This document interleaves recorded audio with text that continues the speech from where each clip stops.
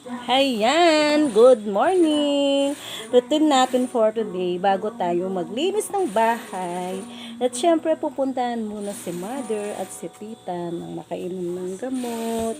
At medyo maglilinis din ng mga kalat dun sa kanila. At tapos uuwi na ako. Ito ang baby naman, ang papadedihan ko, ang aking apo.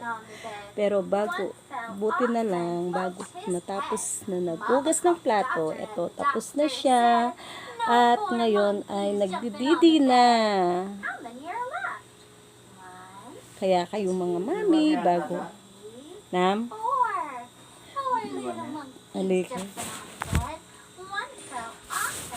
Bago man magising si baby, kailangan nakapaligo na tayo. Lahat-lahat na. Siyempre mag-aayos na tayo. Parang katulad lang ng nagwo-work yan. Para bago tayo mag-start, siyempre kailangan beauty pa rin.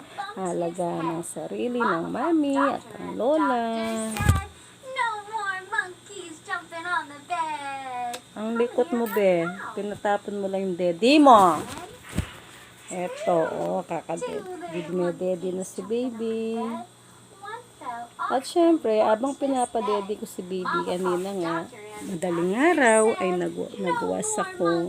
Binawasan kong konti yung aming maruruming damit. At ngayon, naman, nagde-defrost muna ako ng ulam namin para mamayang gabi na siguro yun dahil kumain kami ng rice, baka hindi talaga agad magluluto ngayon.